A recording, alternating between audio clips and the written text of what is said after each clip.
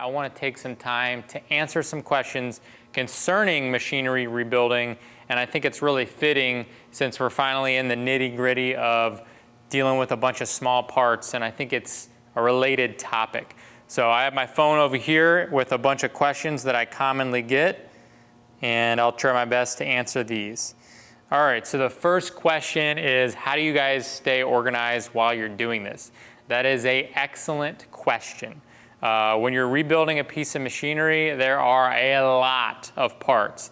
And if you've taken anything apart ever in your life, you'll know that the parts are really important. If you lose half the parts, you are going to be stuck.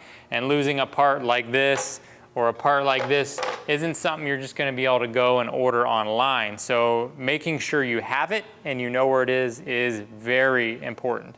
There are a variety of ways to stay organized, but I think the easiest way for me is to just section things off, right? And you'll hear me kind of hit this point a couple different times, but you're doing a big project. It is intimidating. The best thing is to kind of take it one step at a time, or as they say, if you're going to eat an elephant, eat it one bite at a time. And that's kind of the concept here. And so what I do is I plan out each section of the build as I go. I don't always sit down and plan it out ahead of time.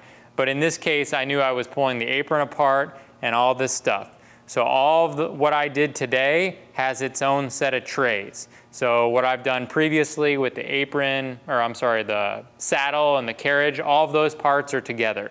When I took off the machinery tags, all of those parts are together, right? Like all of the handles and knobs that I took off today are together. When I take this stuff apart, it'll go into these trays. So you can go even more organized than that by doing bags for each section, and that's really nice to do as well. But since I have the footage, for me at least, if I have all the parts, like for example, these are the parts right back where the rapid traverse is, it's in a tray. So I know when I go to put it back together, I come back to this tray, and when I put all the parts back together, if I've depleted this tray, I'm good, and I haven't missed anything. Now, if I'm looking for a part that isn't in this tray, it might be in this tray because we did it on the same day, and I'll keep these trays together. But for the most part, that's good enough for me because I can review the footage. But that kind of leads into another point or another question, which is, how do you know how to put it back together? And to be honest, taking photos, taking videos, that is the best possible way to know how to put it back together and how to stay organized. So I would highly encourage that.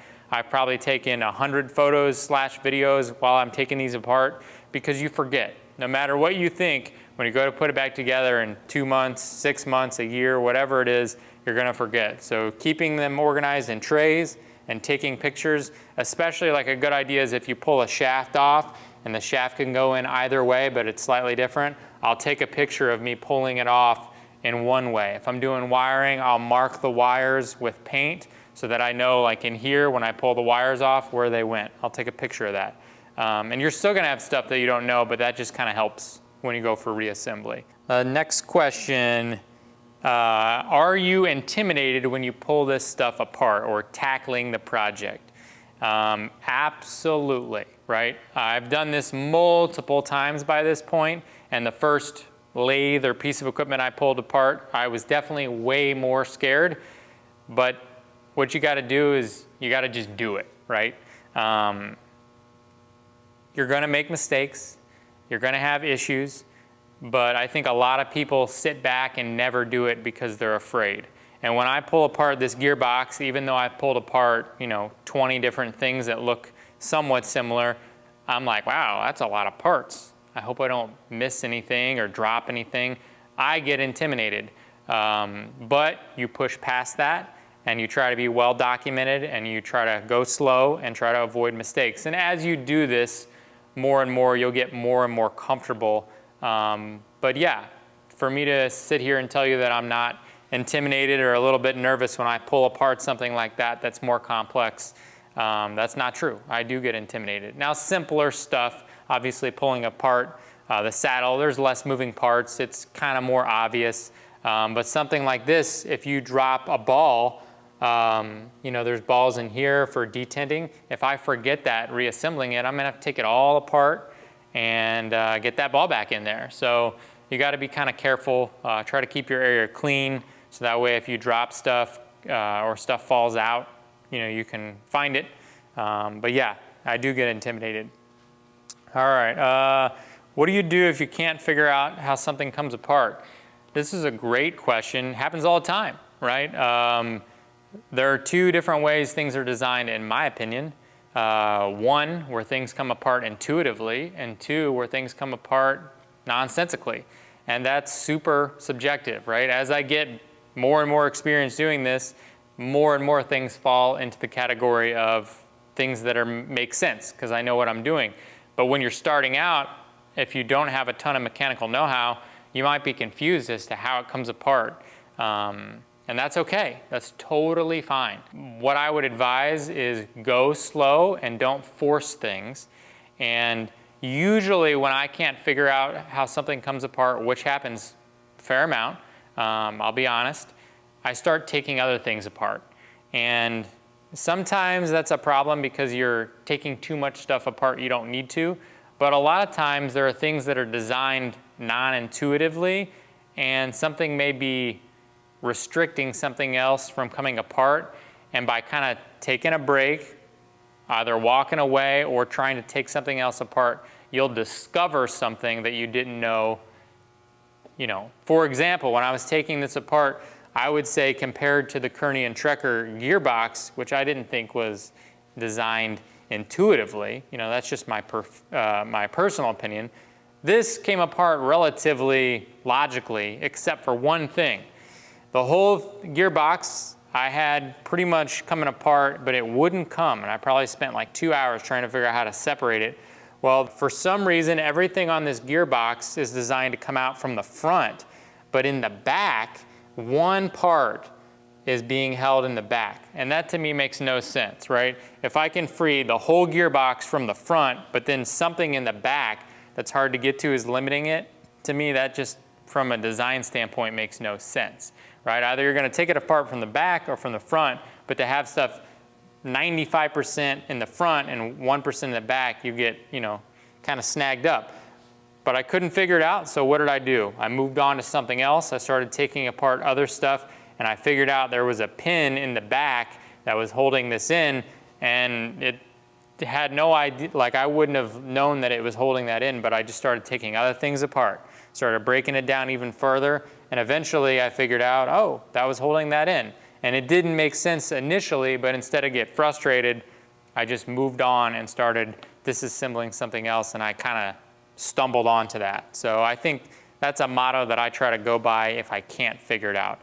But as you get better and better at this stuff, a lot of this stuff starts to make sense, right? If you see shafts that are splined, stuff slides on them, right? If you see stuff that has a hole in it, for a taper pin, that the pin comes out and whatever is there is going to come off, right? There's certain properties of assembly that you learn just based on experience and based on engineering, and obviously based on doing multiple projects. So that just happens with time.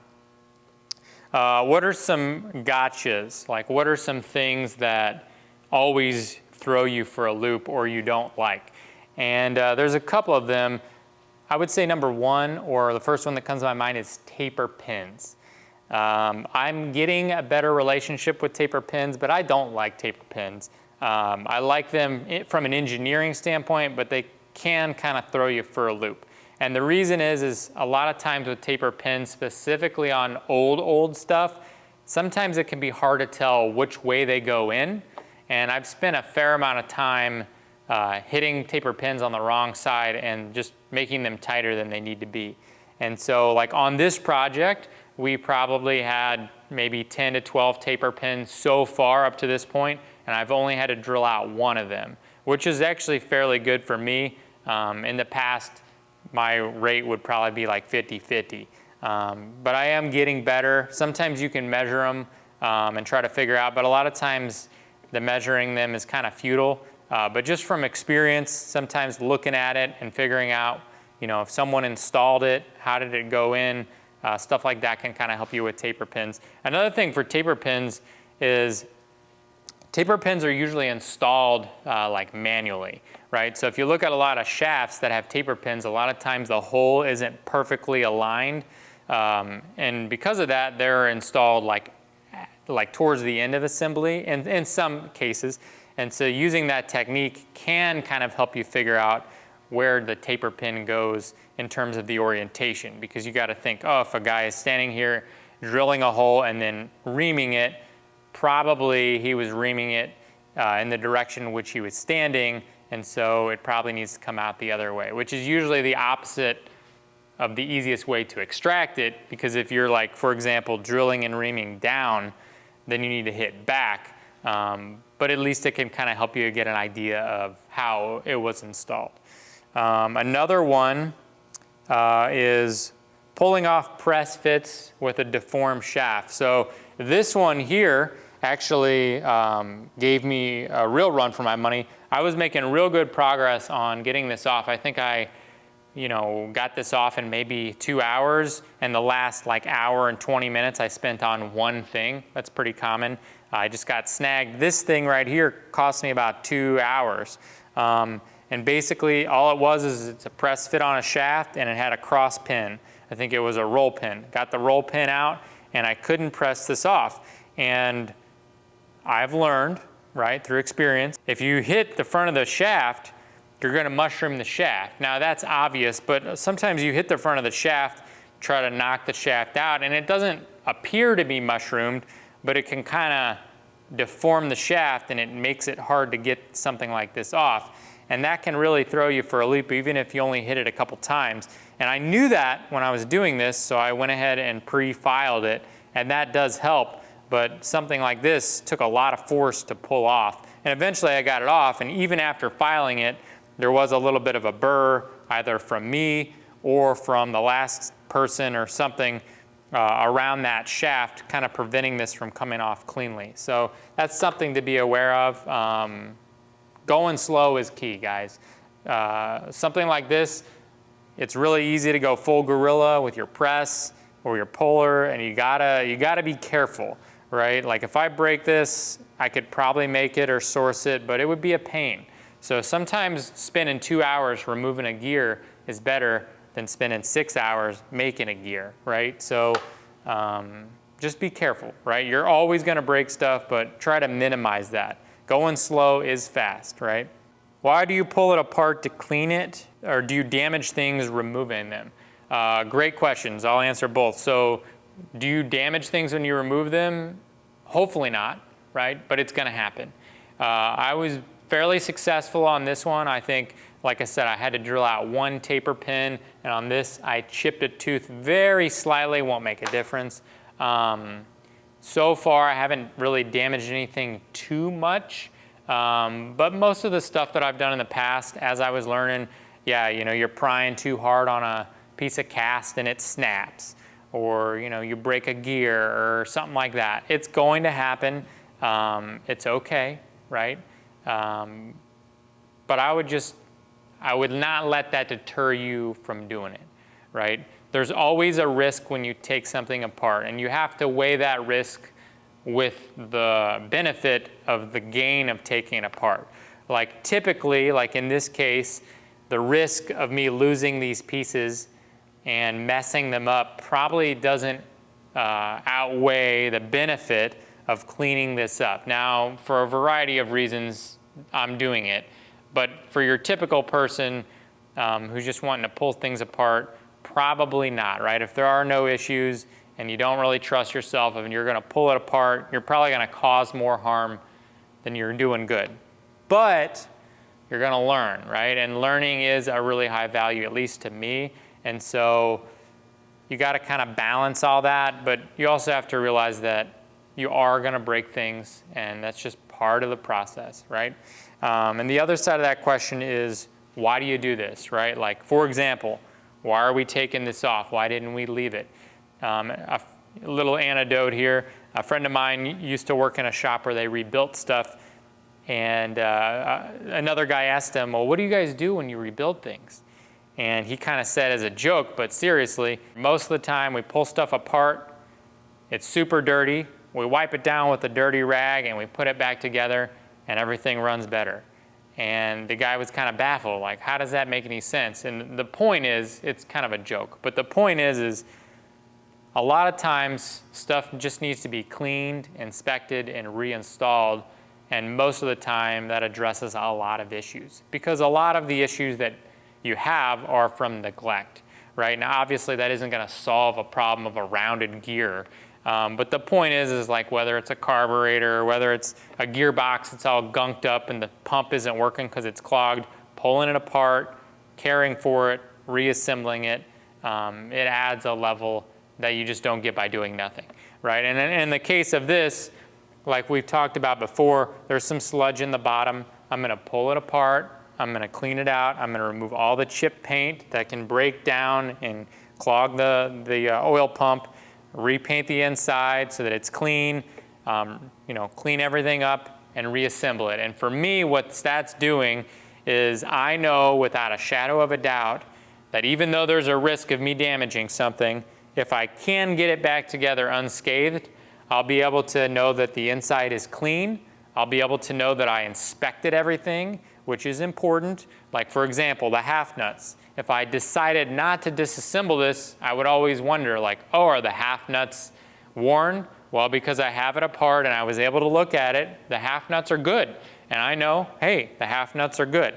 And that adds a lot of value, right? When you're rebuilding machinery or anything, a lot of what you're doing is not addressing issues. Meaning that if this whole lathe has 95% or 100% of parts, you might be remaking or rebuilding 10% of those parts, but that's a low percentage based on the whole number of parts. Most of what you're doing is cleaning and inspecting and finding those parts. And that's part of what you're doing by pulling it apart. So in this case, I knew that there was pretty much nothing wrong. Based on what I'm seeing, I'm not seeing anything wrong. So on this case, yes, we are cleaning, pulling it apart, gives me a chance to replace bearings, stuff like that. But in other things, like on the saddle, we did a lot of work over there. On the tailstock, we're gonna be doing work over there. So certain things do get more attention than other things, but there is a benefit to taking it apart, cleaning it, and knowing, like in this case, that the inside of this is gonna be clean, that I'm gonna have a new sight glass, fresh oil, and I'm gonna know, hey, the half nuts are good, the wicking is re-wicked in the areas, and it's good, and I don't have to touch it. And that's the benefit in this case for this part. And the last question is, how do you know where to start? And that is a great question with a non-specific answer, but I try to do it chronologically. That helps me when I'm reassembling it, meaning that I try to figure out what would make the most sense to take apart first. So I try to weigh that out with what I know needs to take the most amount of time, like reworking. So for example, on this lathe, you could approach it several different ways. In the past, I probably would have just taken everything apart. And that's fine, but you're left with a lot of pieces and a lot of craziness. So what I have started to do is just working on one section at a time. And like on this lathe, I knew that the bedways were straight and that wasn't an issue, but I wanted to spend some time scraping. So I started with what I knew was the main area. There were a couple other small things where there was issues, which was the saddle, and I started there and I focused there. And then once the saddle was done and the compound was done, then I move on to this area, right? And you just kind of work one area at a time, and then when you reassemble it, obviously you're reassembling the whole thing, but you've worked kind of on one area at a time. And where you start doesn't matter as much as actually starting. A lot of people are just afraid and they never do it. Do it, you know? If you want to do it, do it. But yeah, I think where to start is kind of more preferential. If you're rebuilding a lot of machines, you'll probably follow a very specific process. But in general, yeah, with equipment that you're gonna repaint, you do wanna get it all stripped down and get all the parts that you're gonna take it as far down as you gotta take it, and then get everything painted or body worked or whatever and reassemble it. But I would suggest doing it in sections. because it just kind of makes it a little bit easier. And plan it out. I think that really will help a lot of you guys. A lot of times I kind of plan as I go. I say that I'm not going to do too much, and then I end up doing everything. But planning kind of helps you know where you're going to go. Like, for example, with this project, I know, or I want to know, that I'm not going to be getting into the headstock and removing the headstock like I did on the blue lathe. So I know that as far as tearing it down, I'm going to leave that stuff intact. Now, I guess it could change, right? It always changes. But that plan in my mind helps me know I'm leaving it, and that's as far as I'm tearing it down. And it gives me a direction and a little bit of confidence.